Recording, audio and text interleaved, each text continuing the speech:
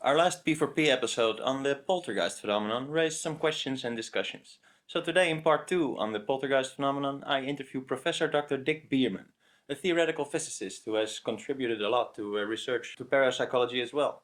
He mentored me during my master's thesis on retroactive practice effects, and we later published a couple of research articles together. He is also head of the board of the directors at the Dutch SPR, where I myself am also a board member.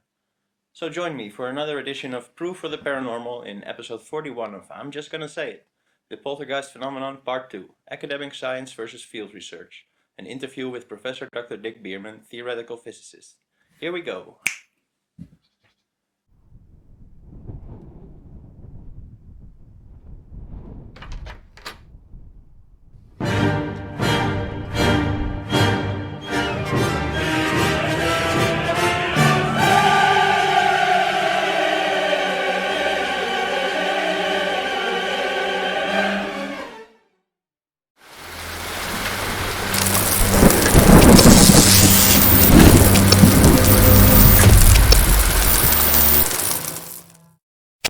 Proof of the Paranormal is made in cooperation with the Dutch Society for Psychical Research.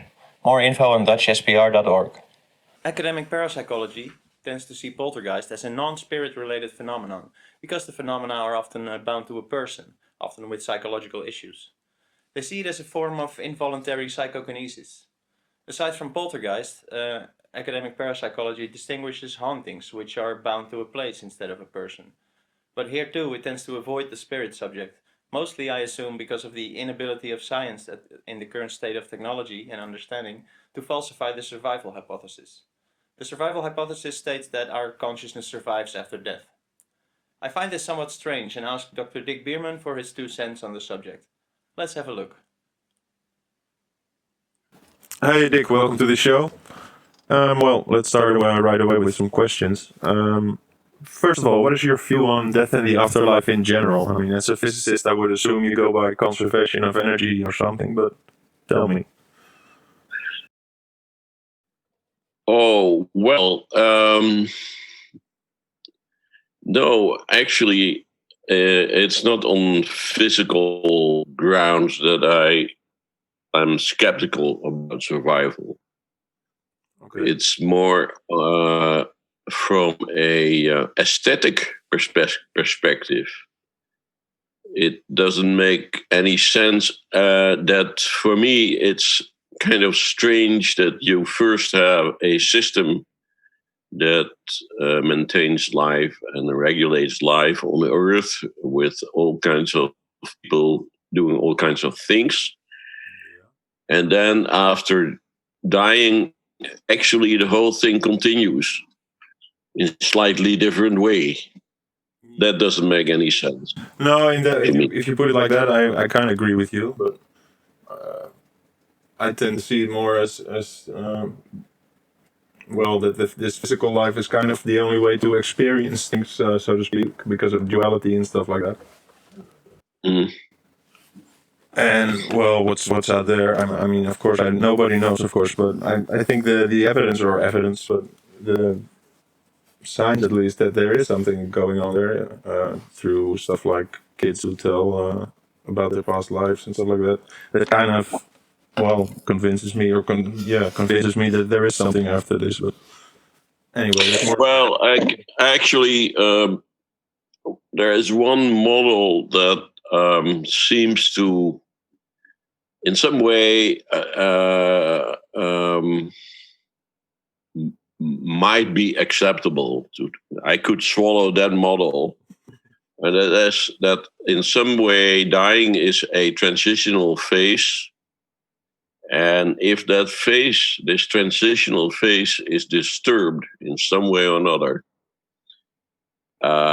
for instance, if it's a very abrupt transition, like in a murder case of an accident, then it could be that for some time you have a kind of in between state. Because what I actually think is that the final state is that everything returns to distributed, no individual consciousness anymore, but kind of something spread out. And so all the ghost stories and all the stories that presuppose or indicate a kind of individuality, like people talking to in white noise or people ghosts throwing all kinds of things. I think that it may occur maybe as an exception, because then there's a sudden transition that didn't work properly.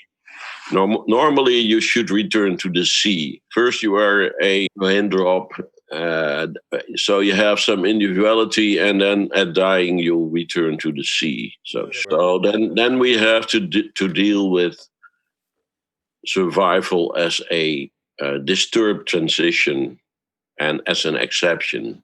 Yeah, if you look at it like that, I mean, or the ones stuck here are the only ones we can communicate with. That's also a way of looking at it, of course. Okay, yeah, well, that's for sure. You cannot communicate with the sea. No, it's exactly. Just too big. But anyway, that's so much for the philosophical part. Well, that's the only from the physics. I can argue all kinds of things, but then you really stick to the traditional physics as we know it, and I cannot exclude that physics can be extended. So no physical objections as far as I... Yeah, I agree with that. Energy is information, basically, so information is conserved in some form, I guess. Yes, of course you can argue about not the conservation of energy or something, but conservation of information, which is, by the way, one of the arguments for PK, because if you observe a system, mm-hmm. then information is flowing from that system into your brain, into your consciousness. Yeah. And it makes sense that in a semantical context, in a semantical worldview, there should be information also flowing back into the system. If you get information out of the system, there should be a balance, so to speak. Yeah, action is a reaction, so to speak. A very fundamental principle in physics is action gives the reaction. And so if information is transferred into a object, then that means that the distribution characteristics might go from normal to abnormal, shift of distribution, shift of velocity, shift of anything. Yeah, it makes sense. For instance, if you have, and this has been calculated, if you have an object like a cigarette on a table, mm-hmm. then you can calculate how much information you need to redirect the vector, velocity vector, the direction in which the air molecules move. You put information in there so that they all move in the same direction, and then the consequence for the observer is that the cigarette starts to move. And this is possible. We have calculated a very low information transmission rate to the subject, to the object that you observe, that you can move pencils and cigarettes over smooth surfaces. Yeah, I've some experience with this myself, spontaneously, so to speak. But so I'm convinced it's possible. You should look. You should have a look at Kulangina, the Russian psychic. She has been tested extensively, also by Western visitors, and you see that she is at least on film she is moving several objects while not touching. Cool. Of course, everything can be faked, but in this case, I have some trust. And that because of some very skeptical Western researchers like Ed May, who was basically doing this as a part, visiting Russia to find out for the CIA how far they were. So he has observed under reasonable conditions Kulagina moving objects. Cool. Yeah, I know Ed May is a big skeptic, so if he says it happened for real, it probably did. Yeah, he doesn't believe in micro PK. Okay. So it's kind of different. Yeah. He thinks that micro PK is just an informational process that the observer is just looking at the right moment. Still a mystery, still a miracle if people are just looking at the right moment, of course, of pressing a button on the right moment. It's just selecting some part of the distribution that is favorable. Maybe even more miraculous because it depends how you look at it, of course. Yeah. But let's get to the poltergeist stuff. Yes. Academic parapsychology sees poltergeist phenomena as something non-spirit related, correct? Yes. And how was this conclusion reached? On what observations is this based? Because it seems to me rather hard to disprove the involvement of outside forces. They call it, actually, they were so skeptical and maybe scared also of the ghost hypothesis that they call it recurrent spontaneous psychokinesis, just as if you have a spontaneous phenomena that we also have in the lab, like, for instance, with Kulagina. And they came to this conclusion probably because they observed that it's often related to a single person who... Yes, if we look at, there are two classes of phenomena. The first is hauntings, they call it, and the second is poltergeist. And in hauntings, it seems more like the phenomena are associated with a place, a location, and poltergeist phenomena are always related to a person. And if the person moves, the phenomena move. So that's basically the only reason they have to draw that conclusion, or is there more? The fact that it's then related to a person, because that can also mean, of course, that that person is more susceptible to being influenced or whatever, you know. Which would make sense because it often are like pubescent girls, right? If am I right? Well, the person in question generally is not wanting this or not reporting any involvement of ghosts or whatever. The person, the focal person, as they are called,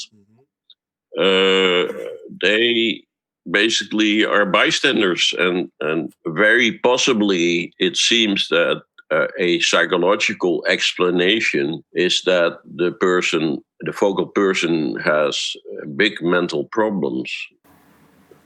Yeah, that's often the case. Yeah, problems without like an outlet for the stress, so to speak. Well, I have been involved in two cases in the Netherlands. One in Druten, a little village in Gelderland, and here we had a really very explosive situation where a son of the father was Turkish, and the Turkish father had married a Dutch wife, but also still had a kid in Turkey, a young male, a son, and he had also a daughter that lived in the Netherlands.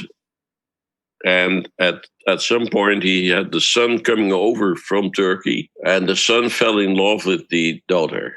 So we got a very tense situation there. And so we were warned by a neighbor in the same street, and it turns out that the police had been there many times and had made reports, and they acknowledged that they didn't understand a thing. They treated that the phenomena, which were like throwing stones and so on, as harassment by neighbors. So they started to do their detective work and so on, but they couldn't find anything. It was only related to the guy, to the son. And when they, at one time, they decided to take the son to the police station, and that's when the real problems really got big, because the police officers were hit by sand while they were sitting in the car and the doors were closed. And so they made a report of that, and then they tried to withdraw from the whole situation. But so we went there, we did some experiments, and we made some videos, and also we caught on tape the son trying to simulate the phenomena by throwing himself things. So that doesn't prove that there was nothing going on, but it certainly makes you worry. Yeah, of course. I had a random number generator there. Mm-hmm. In that house, and was trying to make it into an experimental approach. The random number generator was running like a field RNG, just continuously running, and the friendly neighbor, was expected to hit the space bar of the computer whenever something happened. Okay. Yeah. And then later fill in what happened. And we tried to correlate these moments with biased behavior of the random number generator. So the idea was that maybe this kind of energy distributes not only on stones, but also on the RNG in the computer. Makes sense. Yeah. That didn't work out. We didn't get there any good result, but very interestingly, we had the RNG also running during the Champions League final between Ajax and Milan. Yeah. And there, during that period, the RNG was really behaving very strangely. Nothing to do with the poltergeist, but probably to do with some field effect. Yeah, the same effect maybe that they're measuring in the Global Consciousness Project, right? Exactly. Either that or a weak power supply. I think the computer was not sensitive for fluctuations in 220, but you cannot exclude it. And if everybody is starting to watch television, this might have an effect on the power and the general power. The voltage. I published this in the journal Scientific Exploration. I think some in the context of Global Consciousness Project. Okay. And does another question? Does academic parapsychology distinguish human hauntings from ones related to demons, for instance? If they even acknowledge that fact, probably not. But because how do they look at possessions, for instance? Do they see that as a case of poltergeist or something else?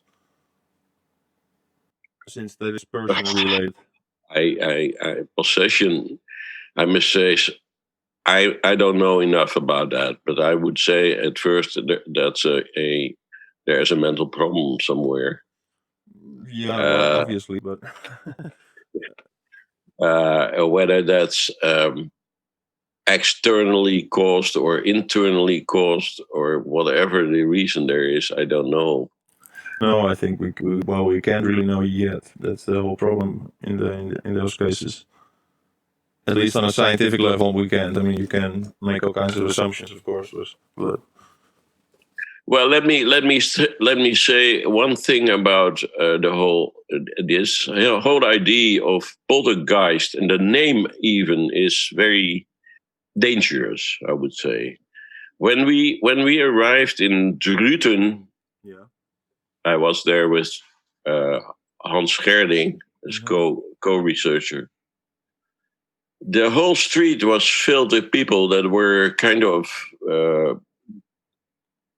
threatening this Turkish family because they claimed there was the devil in there.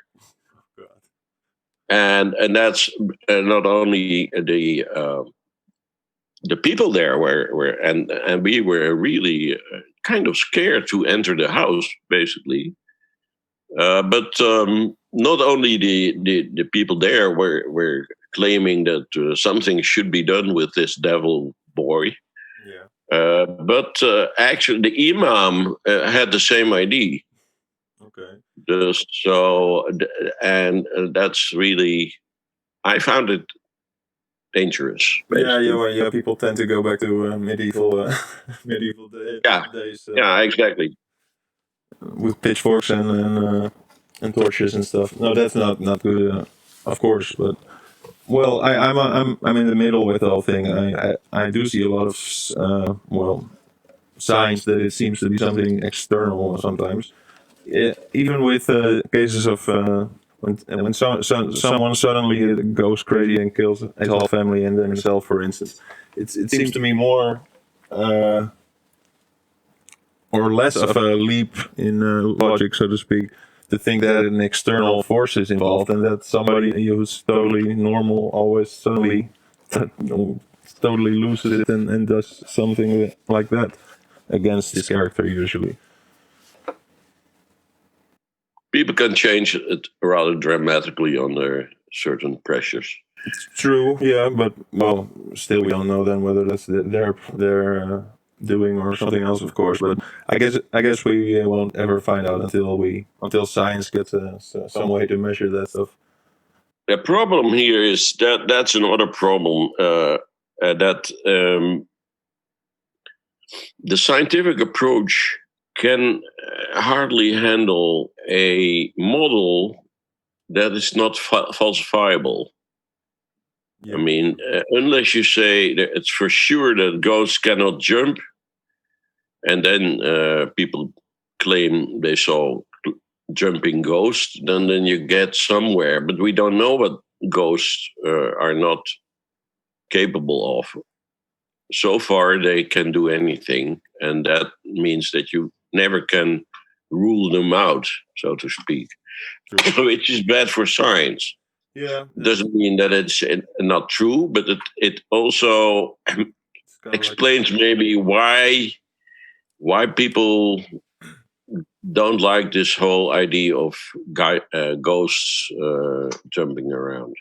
Yeah, it's the same with us possibly creating reality with our observation of it. It's also a statement you cannot disprove, but you can't really prove it either. Well, I mean, in observational theories and the role of feedback, you can manipulate something. For instance, feedback should have an effect. If that's not the case, then the theory becomes very weak. If you say observation is required, for instance, that's a condition. Well, yeah, then you can do an experiment. Actually, tomorrow I'll do an experiment where I manipulate feedback. Okay. And let's see what comes out of it. Doesn't mean that anyway, we don't know yet, but there are enough ways to get some evidence that either supports or contradicts. It's not really falsifiable in the sense that you can prove it's not correct, but at some point converging evidence should be able to support the theory or not. And I don't see any converging evidence really supporting a ghost theory. Oh, well, there are some fields that I definitely see some evidence in, but I don't think academic parapsychology really pays attention to this. For instance, you have stuff like technology like spirit boxes. Have you ever heard of that?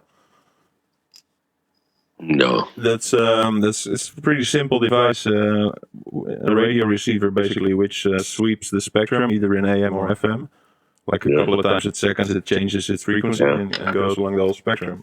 And people get pretty long responses sometimes on it, which like span over multiple frequencies. Yeah, but listen, the problem is we know PK exists. At least that's our assumption. So we have an alternative explanation, and except that they do sometimes seem to give information that the receiving parties do not know or did not know. Yeah, but if they claim it's correct information, then they know it. They have. It doesn't matter whether you know it or whether you will know it in the future. I've also seen them get hints, for instance, on where to find some kind of body or whatever, and they checked afterwards, and it turned out to be true. So. Yeah, but that's precognition. That's possible too. Yeah, that's hard to. But we know at least we have enough evidence that precognition exists. Yeah, well, that's for sure. So why trying to find another explanation? Well, we have already the explanation. In my opinion, it's more of a leap to conclude that it's precognition than that there's actually some communication going on. In my opinion, but. On the other hand, if we do, your theory points more in the direction of us heavily involved in the reality around us, and I'm all for that as well. So it's a difficult one for me, but well, we cannot decide, that's for sure. And the whole area, the whole topic is still in its infancy. The methodologies are kind of changing, improving also, but since we don't know what the limits are, we have to assume limits. If there are no limits, and you can explain everything, so we have always to assume limits in some kind of theoretical approaches, and then at some point we can see whether this leads to laws or regularities that we can observe in the data. But as I said, with this ghost model, I don't see this development into a testable theory. So scientifically, it's a kind of a dead end. Well, I think we're getting there, but with the help of technology, like I just described, there's way more stuff. I actually feel there should be more communication between those two fields, between the academic side of parapsychology and the field research side, I guess. Because there is this is not. It's not true that academic parapsychology is not interested in this kind of stuff. The hauntings stuff, for instance, is still.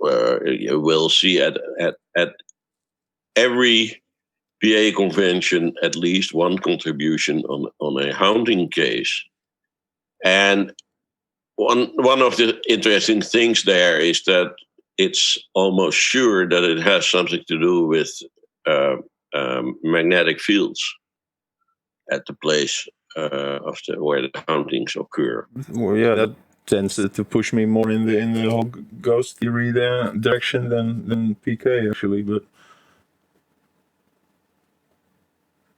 Well, I think magnetism is not a ghost, it's just a physical phenomenon. But you may be interested, or you know probably about Dean Radin's research. Mm-hmm. He has done several cases, one in a castle in Denmark, I believe, where he has measured magnetic anomalies at the places where apparitions occurred and so on.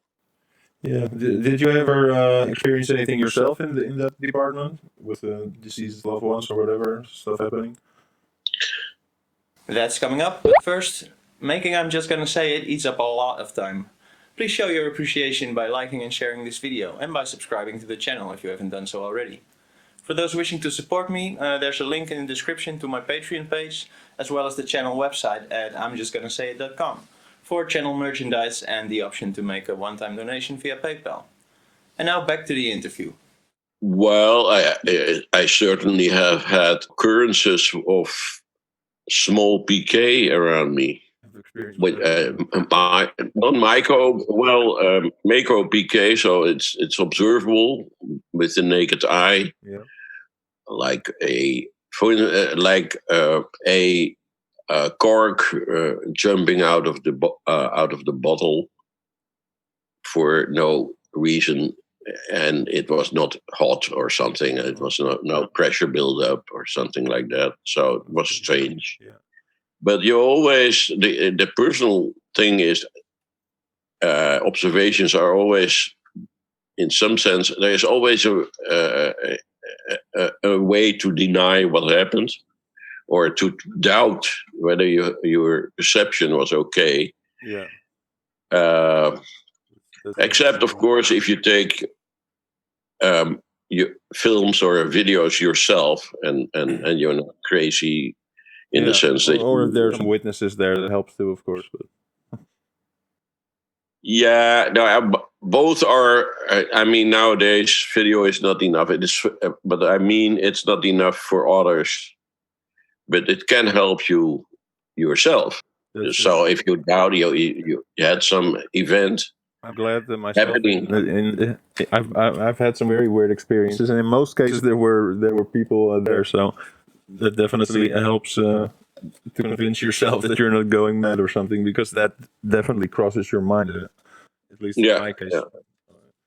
Well, one of the interesting things in poltergeist cases, there are a number of well-documented cases. I mean, for instance, in Bijl Roll's book, but also from an English author, you'll find cases from the 1500s or 1600s, cases that went to court and legal court and were decided after extensive research by the local administration, with lots of reports and so on. So, and we have in recent history, of course, a number of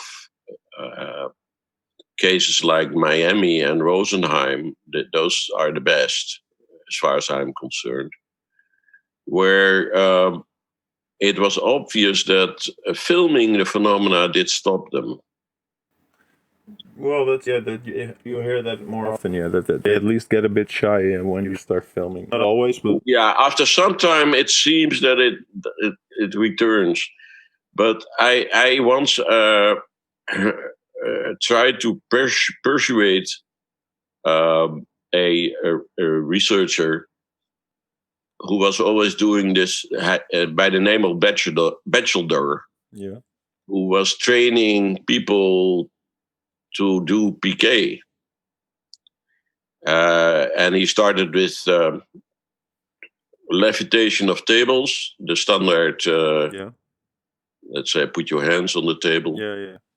And then he made sure that the table would move by normal means. Yeah. He had some device so that the table would move. But the idea was that people were got a different mindset, not a skeptical mindset, but started to believe in the phenomena. Interesting. And then he had, according to himself, he had wonderful results. And then I proposed him to put a video camera. That was in the time that video cameras were still kind of not everywhere. Yeah. Were expensive things.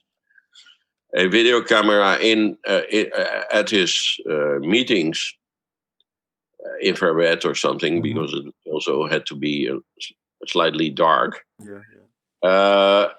But he refused, and he said, "No, I cannot learn anything. I know it will not happen then, and I don't want a video camera." And I said, "Well, what I propose is slightly more subtle. I want a video camera with a random number generator and no light on the video camera that says whether it's recording or not. Mm-hmm. So that there is a camera that's sometimes on and sometimes off, and nobody knows why. Interesting. And See if it affects that opens the possibility that you can catch something on camera.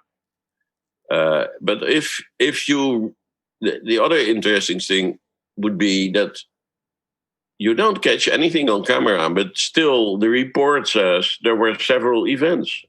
That means that the events only occurred when the camera was off, and then you have something that's interesting to know. Yeah, definitely.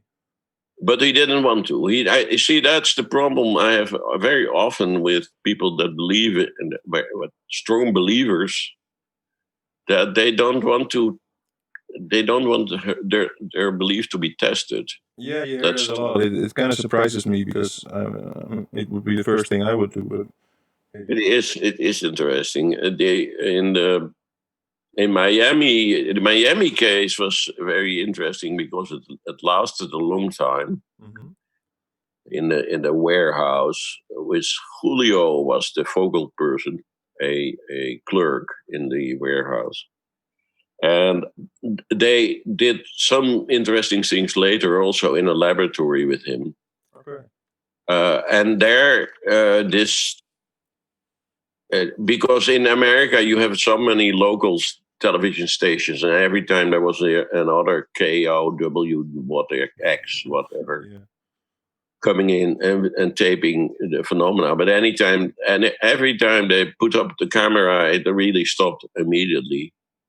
And then later on, incidental event. Well, normally there was at least one event every 10 minutes or something. It was really going on all the time. Everything disappeared from the shelves and was found.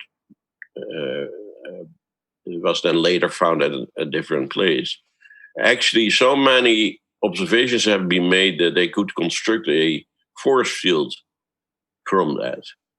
Yeah, that was really cool, because that proved that even for this kind of spontaneous material, you can do good science, I would say. Yeah, exactly. Because I mean, it's gotten pretty popular. I feel the last years. This whole ghost hunting thing. There are a lot of amateurs out there working with their digital recorders and whatnot. But they do seem to get stuff on tape, and a lot of that, of course, might be fake. I'm convinced of that as well. But I'm also convinced that not everything is fake. So. Well, that's. I mean, the skeptical attitude to begin with is that that's at least faking is known. We know faking exists, and we don't know ghosts exist. So for the a priori, you have to assume that it may be faked. And also, I only believe something to be a little bit serious if Fred has looked at it. Yeah. Fred is very good in detecting, let's say, fake in video and pictures. He is really good. He has all this knowledge about video formats and. Yeah. It surprises me there aren't more like parapsychologists involved in ghost hunting stuff. Well, I think that's a good sign, actually, because as I said, so far the ghost hunting, and certainly the way these amateurs are working, doesn't yield anything of scientific value. So why would it's hard to judge, because I don't know if what they're broadcasting in the first place is genuine, but assuming that is the case, I do think they have some interesting results. Their methods are definitely not scientific. I agree with that, but well, the point is that any scientific discovery is made on the detection detection of irregularities in phenomena. I've never seen any of these films trying to get at regularities. or to Well, find I've seen out some who try, but they fail usually. But Yeah, I'll well, it's a little bit like experimental parapsychology that you look to the right, it occurs at the left. You look at the left, it occurs at the right. yeah, yeah, yeah. It's kind of For difficult. instance, there's this program on from the Travel Channel, I think, Ghost Adventures. They at least try to be scientific about it. They fail they fail at that in like 9 out of 10 cases, but the intentions are definitely okay with those guys. But I don't know. I think there is some interesting information in there for academic No, psychology, but I must say, commercial television stations, I wouldn't even look at the material. oh no, I'm not so It's convinced that not it's per worth se it. fake because these guys started out on YouTube way back, and were only later became big and on the Travel Channel and stuff like that. So I don't know. I don't say that poltergeists are. I think poltergeists. Having read the literature, I think these poltergeist events happen. Yeah. They generally tend to last from 1 week to several months. And they generally have a focal person around with the phenomena follow the focal person. Yeah. And there are a few exceptional good cases in terms of documentation. Yeah. What Even about the Warren couple or something? I mean, I think she recently died, but there was this couple with the SPR, I think, right, who yeah, always investigated hauntings and possessions and yeah. whatnot. But anyway, I think, for instance, as the Rosenheim case is so well documented that it's incredible. I mean, the Max Planck Gesellschaft in München has done elaborate research. The post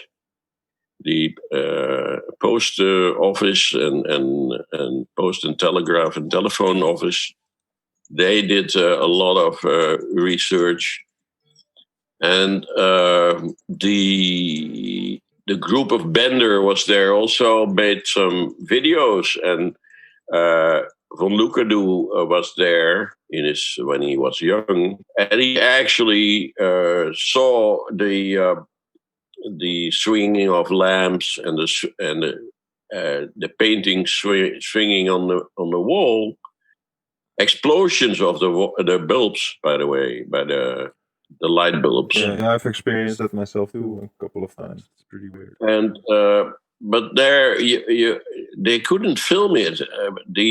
From the painting, you see that have a small movement, not really the full movement. No. And he said, well, they had the video recorders with tape, and what they did is, when the tape was full, they took the next tape. Yeah. And a few of the events that they saw were exactly at the moment they changed the tape. So that's very, very interesting. It somehow reminds me of the double slit experiment, but it's a stretch, of course, to say that. And what you see, but they could show, of course, the results of the exploding bulbs. Yeah. Like little holes in the wall, and this was all happening in a lawyer's office. And the guy was pissed because the major phenomena were the repetitious telephone calls to the local weather station. I think I've read about that. Yeah. And so the telephone company and all kinds of physicists started to look at what was happening there. I couldn't find anything. I have a couple of experiences myself with the stuff. Aside from doors being closed in my face, so to speak, there was one instance where my neighbor had just died, and he always used to knock on our door when our cat was waiting in front of the door. And then, of course, he would wait until we opened it and we would let the cat in. But right after he died, that happened again. And my dad was like a meter from the door when it happened because he happened to be in the bathroom. So he opened up the door immediately, and the cat was there, of course. And well, naturally, the guy wasn't because he was dead already. But that was a pretty fascinating phenomenon to me. And well, of course, it could be PK still, but I don't know. Well, there are a number of phenomena related to dying and passing away. People, Hans Gerling has done a lot of study on deathbed visions and so on. Yeah. I'm kind of in the middle on it. On the one hand, I'm very convinced that there is some kind of survival thing going on. On the other hand, I can't deny that all the weird events I have experienced, including my UFO experience and everything, in every case, I somehow had the sense that I was not only passively involved in it, but also actively. So, but I can't explain really why I have that feeling, but I do for some reason. And well, that supports, of course, the PK theory more. But on the other hand, it's hard to imagine for me that you can manifest UFOs or whatever as a PK phenomenon. I mean, it's as long as we don't have a good physical theory, it will stay a problem. One of the things which might help you and others is the the cold and warm phenomena in this kind of cases. Actually, when I talked about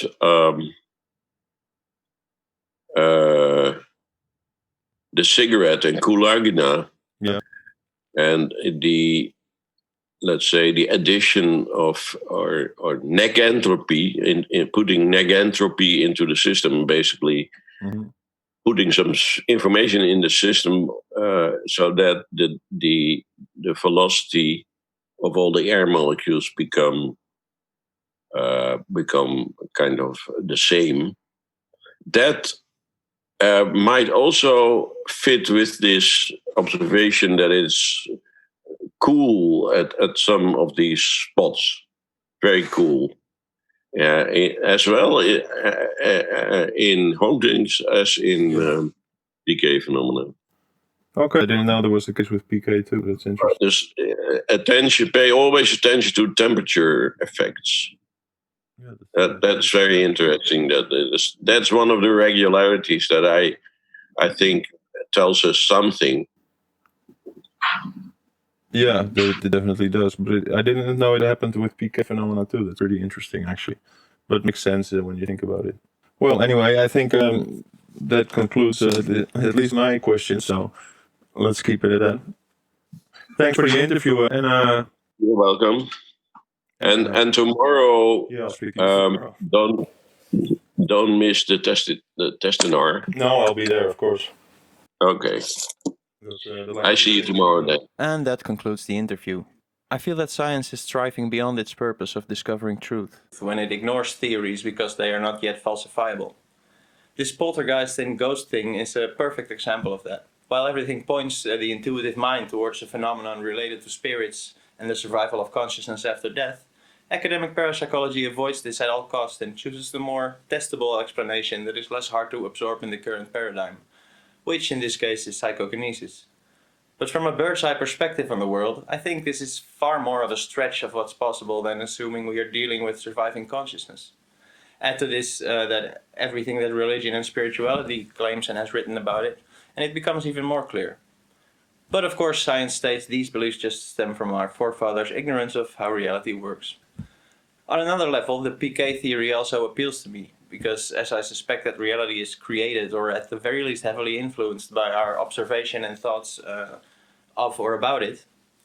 In addition, all my personal strange experiences from hauntings to a close encounter of the first kind to spontaneous psychokinesis all gave me a lingering sense that I was somehow involved in their occurrence as well at some level. The truth, as always, probably lies somewhere in the middle. And while we wait for science to develop new ways of observation, we will just keep on ghost hunting. And on that note, I conclude this episode. Again, like, share, and subscribe. The next episode will be another edition of Utopolis 1. The one after that, another edition of Spirit Seekers. Until then, take care of each other and yourself. Stay vigilant and keep raising those vibes. We're almost there. Ciao, grazie. Bye bye.